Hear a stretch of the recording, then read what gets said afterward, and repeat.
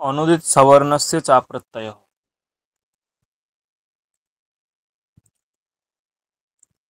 দেখো, এই সূত্রটা হচ্ছে কিরকম সূত্র এটা? এটা হচ্ছে, একে বলা হয় যে গ্রহণক সূত্র। গ্রহণক সূত্র একে বলা হয়।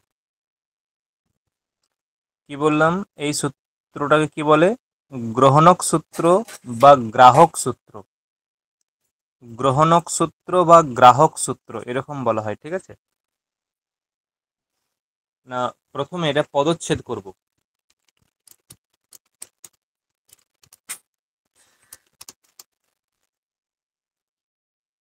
প্রথম আর একবচন অনুদিত।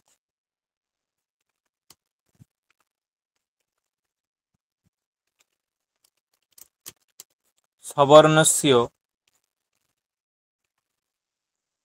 ছয় এক চ অব্যয়পদ এবং অপ্রত্যয় এটাও এক এক। এটা কি হলো? অনুদিত সবর্ণস্য চা প্রত্যয়। অনুদিত এটা হচ্ছে প্রথম আর একবচন, অপ্রত্যয় এটাও প্রথম আর একবচন, সবর্ণস্য ষষ্ঠী এবং চ এটা হচ্ছে অব্যয়। এখানে অনুদিত এটাকে ভাঙলে কিন্তু দুটো অংশ পাওয়া যাবে, ঠিক আছে?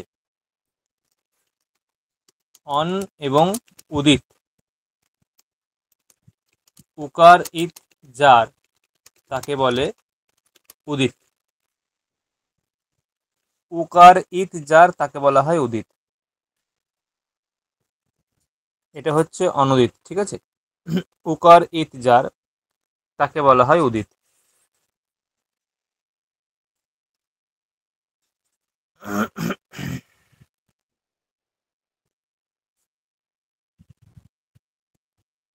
এখন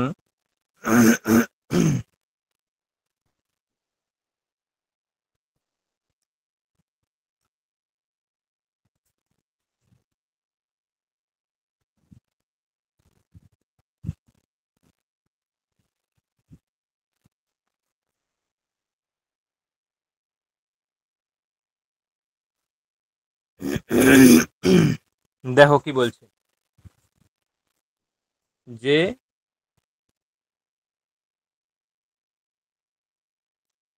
এইরকম অর্থ হবে যে অনুদিত।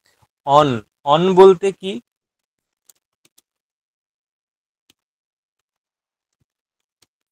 অন বলতে কি?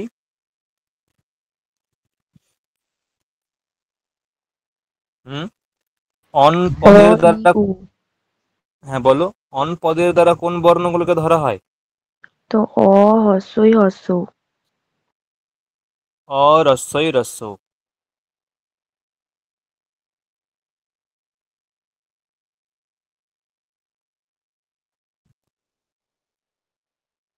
হুম,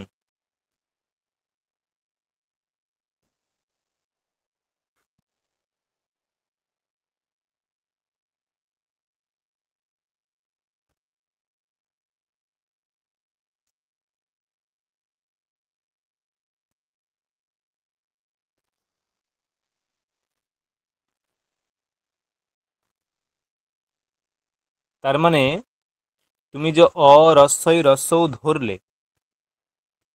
তুমি যে অ রস্যই রস্যও ধরলে, এটা তুমি কোন নকারকে ধরলে? তোর অয়ুনের নকারকে।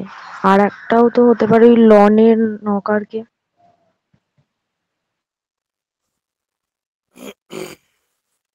লনের নকারকে। তাহলে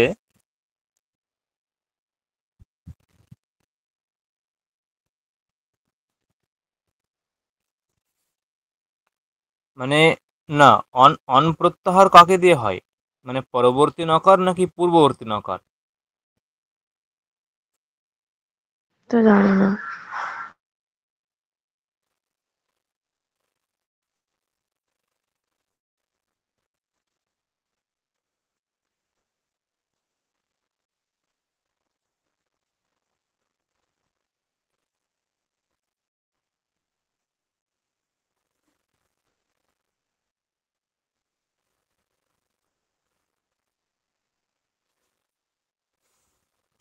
সাধারণত অন প্রত্যয় হয় পূর্ববর্তী নকারকে নিয়ে, ঠিক আছে? মানে সর্বত্রই অন প্রত্যাহার গ্রহণ হয় পূর্ববর্তী নকারকে নিয়ে, এবং পূর্ববর্তী নকারটা কোথায় আছে? অ ই উন এই সূত্রে। অ ই উন, অ ই উ ণ, অ ই উ ণ, এই পূর্ববর্তী নকারকে নিয়ে অন প্রত্যাহার গ্রহণ হয়। এখন পূর্ববর্তী নকারকে নিয়ে অন প্রত্যাহার গ্রহণ হয়, ঠিক আছে, কিন্তু এখানে মানে কেবলমাত্র অনদিত সবর্ণস্য চা প্রত্যয় এই সূত্রতে কেবলমাত্র, হুম, কেবলমাত্র এই সূত্রেতে অন প্রত্যাহার হচ্ছে পরবর্তী নকারকে নিয়ে। কি বললাম বোঝা গেল? কেবলমাত্র এই সূত্রেতে অন প্রত্যাহার হলো পরবর্তী নকারকে নিয়ে।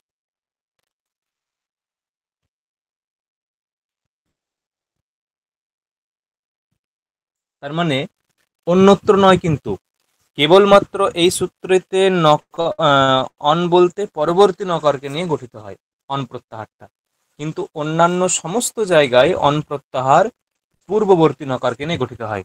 বোঝা গেছে? সকলকে বলছি, বোঝা গেছে হ্যাঁ। কি বললাম? হ্যাঁ। তাহলে অন, অন বলতে অ ই উ অ ই উ, রি, রি, এ, ও, ঐ, ঔ, হ, ইয়, ব, র, ল, বাস এইগুলো হচ্ছে অন এখানে। এবং উদিত মানে কি বললাম? উকার, ইত, জার, সেগুলো উদিত। বলছে তাহলে অন এবং উদিত পেলাম, অন এবং উদিত পেলাম,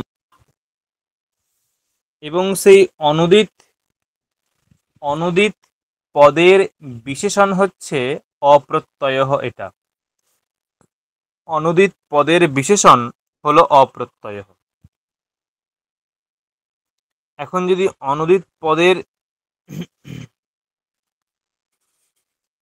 যদি অনুদিত পদের বিশেষণ অপ্রত্যয় হয়, তাহলে কি রকম?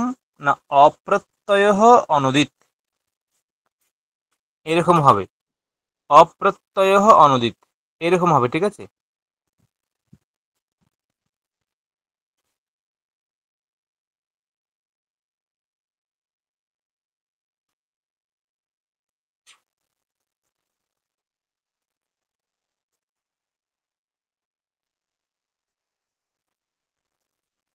এখন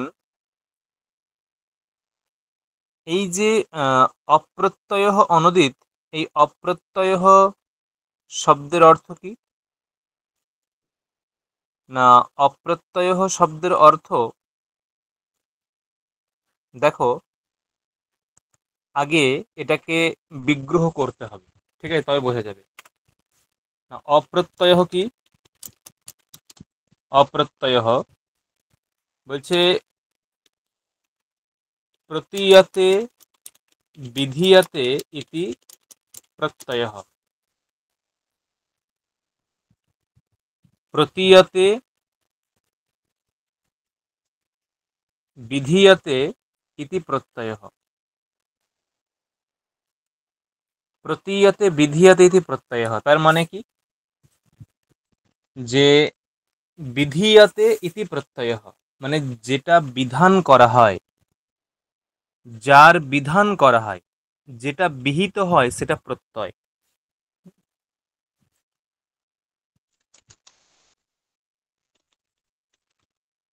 প্রতীয়তে শব্দের অর্থ হলো বিধিয়াতে বা যার বিধান করা হয়।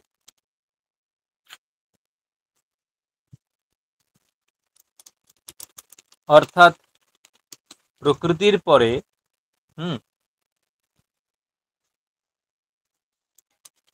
যাদের বিধান করা হয় বা যেগুলি বিহিত হয় তাদের প্রত্যয় বলে। যেমন করণ যুক্ত অন ইজ ইকুয়াল টু কারণ। এখানে করণ হলো প্রকৃতি এবং অন এবং তারপরে অনের বিধান করা হয়েছে, তাই অন হলো প্রত্যয়। দেখো বোঝা গেল হ্যাঁ কি না? কি বলতে চাইলাম বোঝা গেল হ্যাঁ কি না? পিয়ালি, অন্তরা, হ্যাঁ। তাহলে প্রত্যয় কাকে বলে? প্রত্যয় কাকে বলে কি বলবে?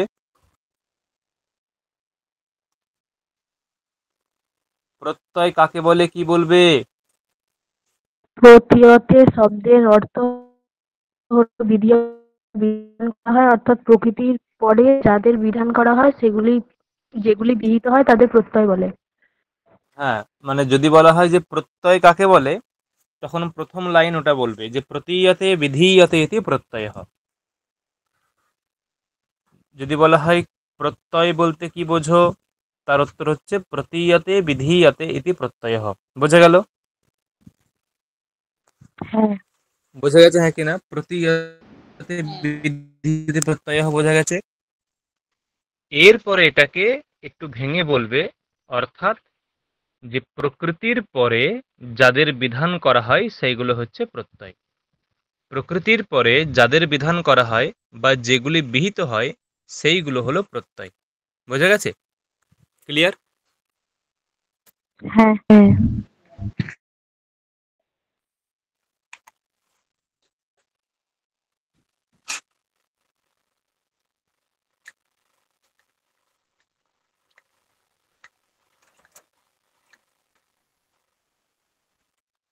তাহলে তাহলে যেগুলি বিহিত হয় না সেগুলি তো অপ্রত্যয়।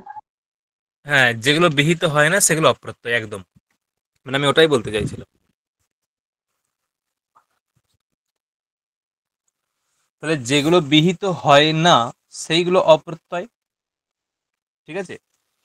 এখন এই যেখানে অন করলাম, তো একটুখানি ভেঙে দেখাই। অন হলো এখানে অনুবন্ধ লোপ হবে, ফলন্ত্যম ইত্যনেন নকারস্য ইত, আর তস্য লোপঃ ইত্যনেন লোপ দিয়ে করণ অ, তারপরে এখানে বৃদ্ধি টিদ্ধি হবে। তদ্ধিতে স্বচাম আদেহে সূত্র বৃদ্ধি হলো, এর কারণ হবে। ঠিক আছে? এখন বক্তব্য যে তার মানে এই যে অকারটা, তাহলে এটা এটা এটার বিধান হয়েছে, তাই তো? এটা এটা এটা বিহিত অকার, তাই তো? হ্যাঁ কি না? বিহিত অকার, যদি বিহিত অকার, তার মানে এটা প্রত্যয়। ওই যে অকারটা বিহিত অকার, তার মানে এটা প্রত্যয়। ভেবে দেখো, যেটা যেটা বিহিত অকার সেগুলো প্রত্যয় হবে।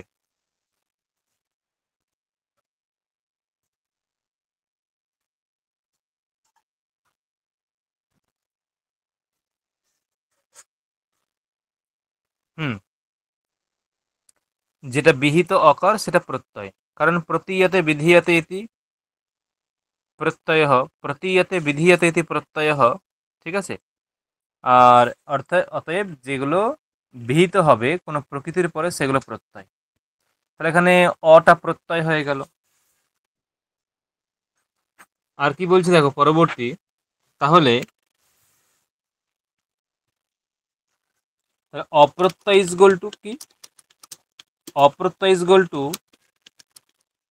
ন বিধীয়তে প্রতীয়তে ইতি অপ্রত্যয়। অর্থাৎ যেগুলির বিধান হয় না, অর্থাৎ যেগুলি প্রকৃতির পরে বিহিত হয় না, তাকে বলে অপ্রত্যয়। কি বললাম বোঝা গেল? যেগুলি প্রকৃতির পরে বিহিত হয় না সেগুলি হচ্ছে অপ্রত্যয়। ক্লিয়ার? হ্যাঁ, হ্যাঁ। হুম। তাই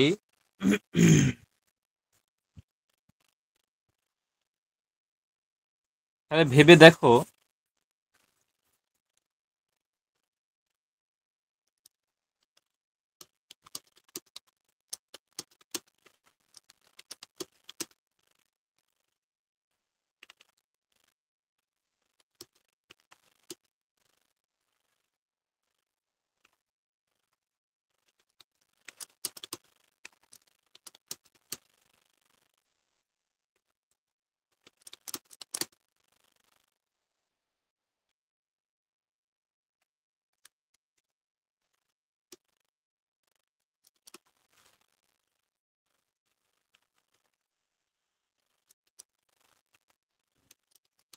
হুম, মানে এই অকারটা, প্রথম অকারটা এবং এই দুটো অকার, প্রথম অকারটা এসছে অয়ুনের অকার এখান থেকে, আর দ্বিতীয় অকারটা এসছে অনের অকার, মানে এটার অকার।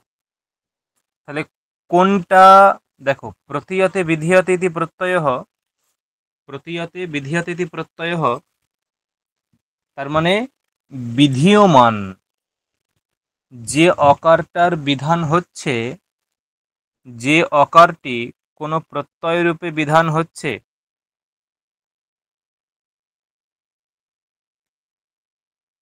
কি বললাম? যে যে অকারটা, হুম, যে অকারটা কোনো প্রত্যয় রূপে বিহিত হচ্ছে, যে অকারটা কোনো প্রত্যয় রূপে বিহিত হচ্ছে, ঠিক আছে, সেই অকারটা,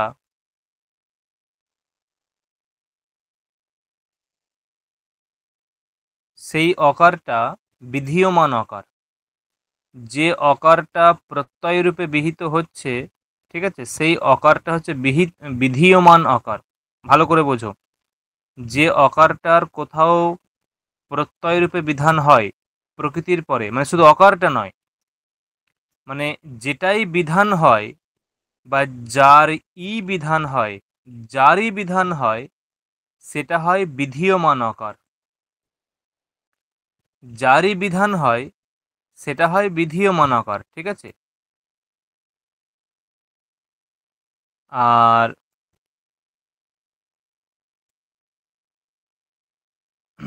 হুম, কি বললাম?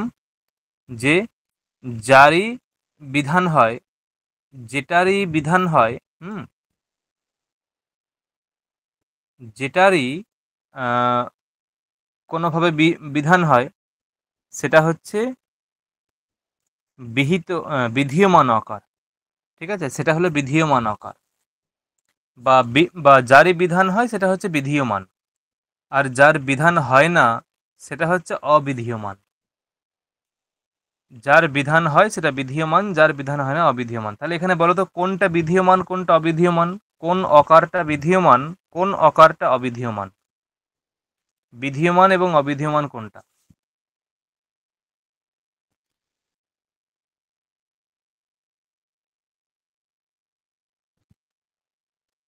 কোন অকারটা বিধীয়মান, কোনটা অবিধীয়মান? আমার কথা শোনা যাচ্ছে?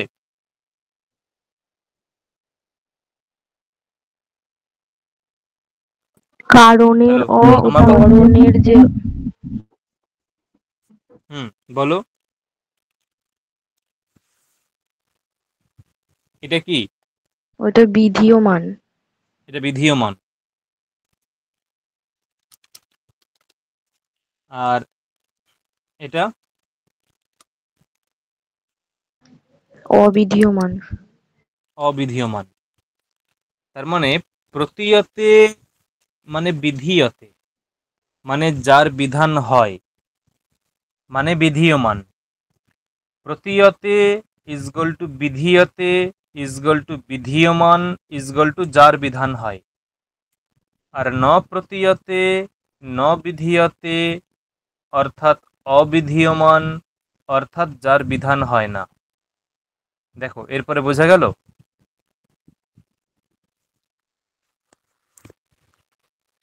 মানে এতদূর বোঝা গেল কি বলতে চাইলাম?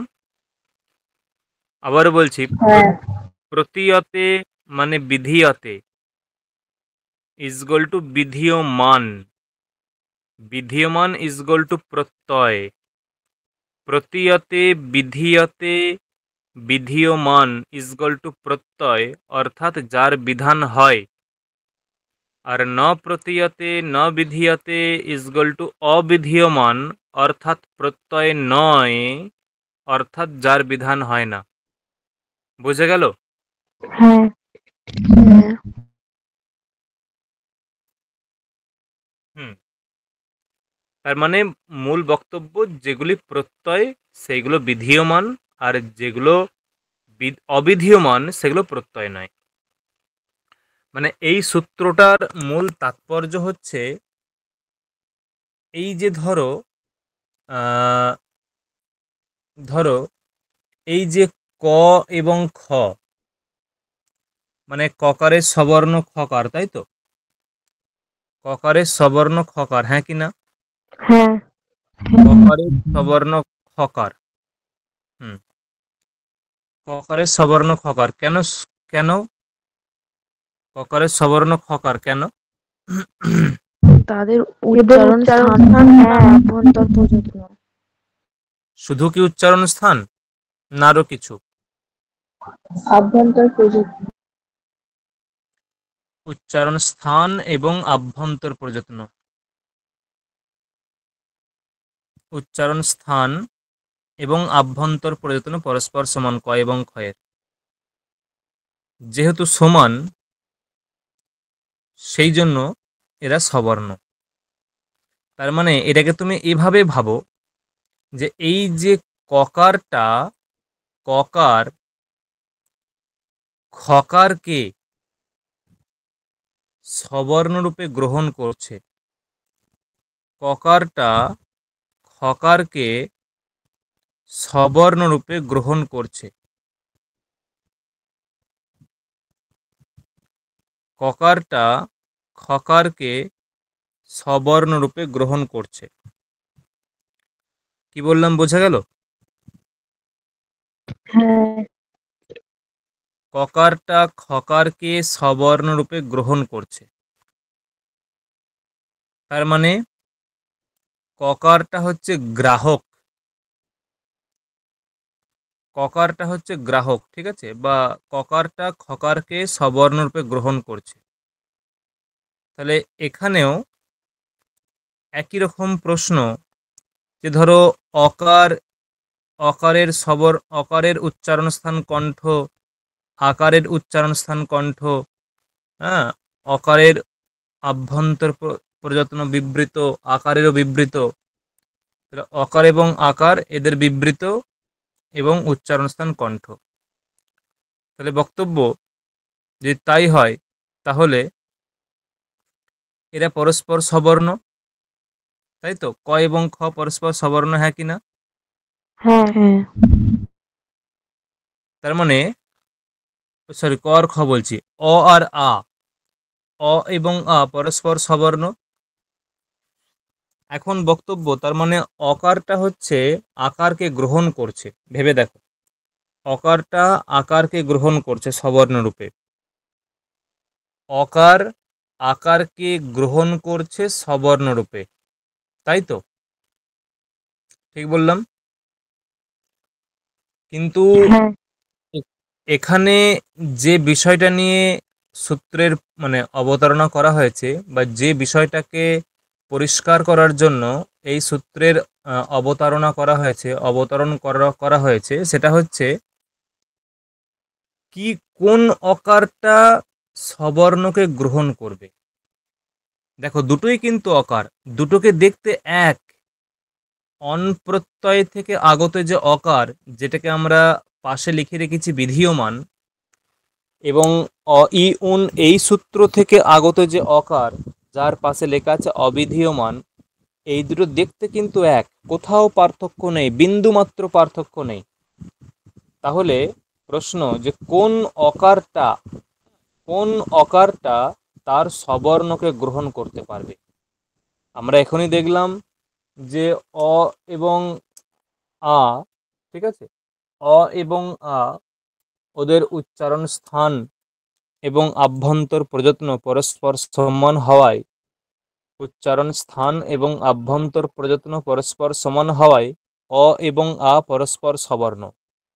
কিন্তু জিজ্ঞাসা হচ্ছে না, অ এবং আ পরস্পর সবর্ণ, তার মানে অকারটা আকারকে গ্রহণ করে সবর্ণ রূপে। এখানে জিজ্ঞাসা হচ্ছে কোন অকার, কিরকম অকারটা আকারকে সবর্ণ রূপে গ্রহণ করবে, মানে কোন আকারটা? অবিধীয়মান। হ্যাঁ, অবিধীয়মান, একদম। মানে সমস্ত অকার কিন্তু তার আকারকে সমস্ত অকার সবর্ণরূপে গ্রহণ করতে পারবে না, ঠিক আছে? মানে সমস্ত অকার ঠিক নয়, এখানেই প্রশ্ন যে অপ্রত্যয় মানে অবিধীয়মান, অপ্রত্যয় মানে অবিধীয়মান, ঠিক আছে? তাহলে এই অপ্রত্যয়টা কার বিশেষণ বলেছিলাম? অপ্রত্যয়টা কার বিশেষণ বলেছিলাম? অনুদিত পদের। অনুদিত পদের। অন বলতে কি?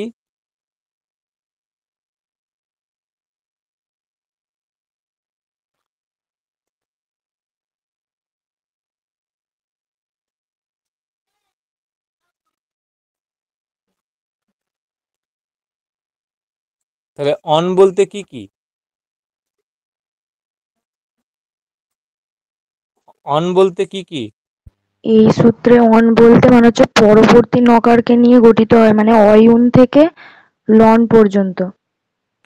অয়ুন থেকে লন পর্যন্ত, মানে অ ই উ রি লি এ ও ঐ ঔ হয় বর ল, তাই তো? এগুলো হচ্ছে হয় বর ল। হ্যাঁ, এগুলো হচ্ছে, এইগুলোকে অন পদের দ্বারা বলা হচ্ছে। তাহলে এই যে অবিধীয়মান অন, মানে যেগুলো কোথাও প্রত্যয় রূপে বিহিত হবে না, এমন অ ই উ রি লি এ ও ঐ ঔ হয় বর ল, এইগুলো যদি অবিধীয়মান হয় তখন, এইগুলো যদি অবিধীয়মান হয় তখন, ঠিক আছে, তখন সেই তখন সেই অবিধীয়মান যে অন, হ্যাঁ, সেইগুলো তার সবর্ণকে গ্রহণ করতে পারে, ঠিক আছে? এই অবিধীয়মান যে অন সেইগুলো তার অবিধীয়মান যে অন সেইগুলো তার সবর্ণকে গ্রহণ করতে পারে, অন্যরা পারবে না। যেগুলো বিধীয়মান অন, ধরো অ ই, তো ই, একটা সূত্র আছে অতঃ ই, অতঃ ই সূত্র আছে।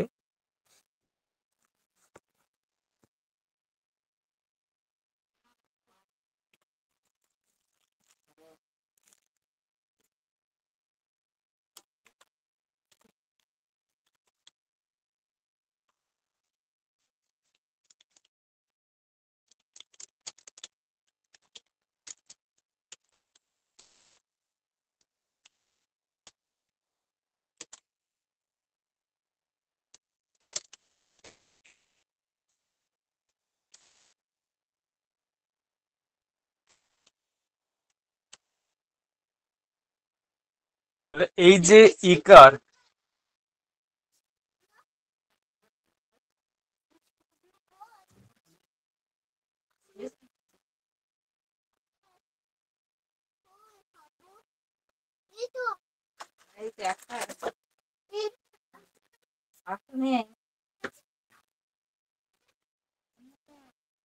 তাহলে কি বললাম? তাহলে দেখো এই যে ইকারটা, হুম এই যে ইকার, এই যে ইকারটা, এই ইকারটা হচ্ছে, দেখো এই যে এটা আবার টিপে দাও, বাস হয়ে গেছে। হুম তাহলে কি বললাম যে এই যে ইকারটা দেখো ই প্রত্যয় থেকে আসছে, ই প্রত্যয় থেকে ইকার, আর ওইদিকে যে অ ই উন, অ ই উন এই সূত্রের যে ইকার দুটোই কিন্তু একই, দুটোই কিন্তু একই। তাহলে দুটো সেম দেখতে, একই দেখতে, একই। তাহলে কোন ইকারটা তার সবর্ণকে গ্রহণ করবে? কারণ ইকারটা অনের মধ্যেই পড়ে। তাহলে কোন ইকারটা সবর্ণকে গ্রহণ করতে পারবে?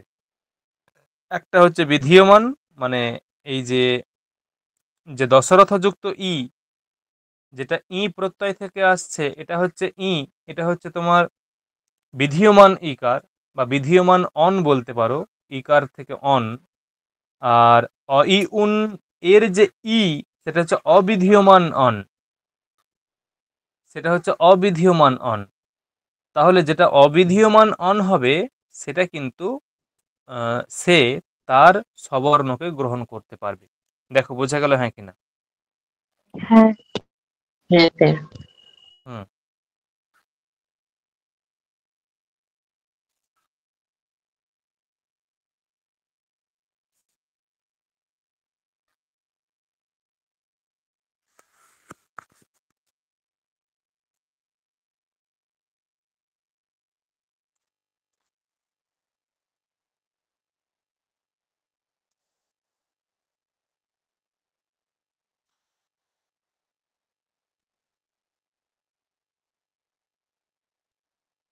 দেখো এরপরে মূল দেখো, মূল কি বলছে, ঠিক আছে?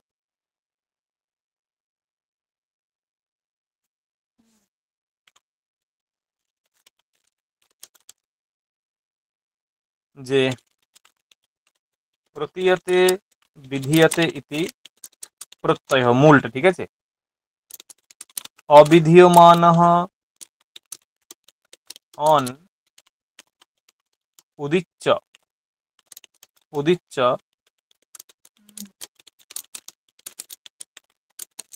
সংজ্ঞাস্যাৎ, প্রতীয়তে বিধীয়তে ইতি প্রত্যয়ঃ, অবিধীয়মান অন উদিচ্য সবর্ণস্য সংজ্ঞাস্যাৎ। দেখো বোঝা গেল এবারে? এগুলো তো আর কোনো বুঝতে অসুবিধা হচ্ছে না? হ্যাঁ, বোঝা যাচ্ছে না? হ্যাঁ স্যার। যেগুলো বললাম সেগুলোই এখন এখানে লেখা আছে, মানে ওইগুলোকেই ব্যাখ্যা করলাম, এবার জাস্ট মূলটা লিখে বলে দিচ্ছি। অত্র অন পরেণ নকারেণ, দেখো এটা আছে অত্র অন পরেণ নকারেণ। অত্র মানে, অত্র পদের দ্বারা কি বোঝাচ্ছে? অত্র পদের দ্বারা অস্মিন সূত্রে, অস্মিন সূত্রে নাম অনুদিত সবর্ণ চা প্রত্যয়ঃ কেবলম ইতি সূত্রে, ন খলু অন্যত্র। ন খলু অন্যত্র, কেবলম अस्मिन् सूत्रे यः अन् प्रत्ययः वर्तते स खलु परेण नकारेण ग्रहणीयो, গ্রহণীয় ভবতি, ঠিক আছে? ন পূর্বেণ নকারেণ, তাই বলছে অত্র অন পরেণ নকারেণ। উদিত বলতে কি? কু চু টু তু পু, এতে উদিতঃ, মানে কু। তাহলে কুয়ের উকারটা হচ্ছে ইৎসঙ্গক, কুয়ের উকারটা ইৎসঙ্গক, তাই কি পড়ে থাকবে? কুয়ের ইকারটা, এই কুয়ের উকারটা ইৎসঙ্গক, তাহলে উকার ইত জার সেটা হচ্ছে উদিত, উকার ইত জার সেটা হচ্ছে উদিত, মানে কু এটা হচ্ছে উদিত, চু এটা উদিত, কু চু টু, টু ও কান্না দেখ,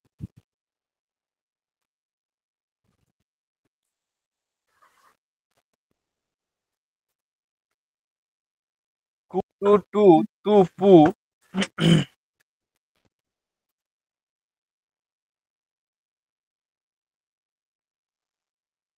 ঠিক আছে? এগুলো উদিত। তাহলে এই যে কু, এটা তার সবর্ণগুলিকে গ্রহণ করবে, চু এরা তার সবর্ণকে গ্রহণ করবে, তার মানে কুয়ের উকারটা ইৎসংজ্ঞা হয়ে লোপ হলে থাকবে ক, চুয়ের উকারটা ইৎসংজ্ঞা হয়ে লোপ হলে থাকবে চ, তেমনি থাকবে ট ত প। তাহলে ক চ ট ত প এদের এদের সবর্ণকে কয়ের সবর্ণ খ খ খ গ ঘ ঙ, চয়ের সবর্ণ ছ জ ঝ ঞ, টয়ের সবর্ণ ঠ ড ঢ মূর্ধন্য, তয়ের সবর্ণ থ দ ধ দন্ত ন, পয়ের সবর্ণ ফ ব ভ ম। এইগুলো তাই বলছে কু চু টু তু পু এতে উদিত হ। উদিত হ মানে এইগুলোর উকার ইৎসঙ্গক। কু চু টু তু পু এই প্রত্যেকের উকারগুলি ইৎসঙ্গক। বোঝা গেল? হ্যাঁ বুঝে গেল? স্যার। হুম। এইগুলো মানে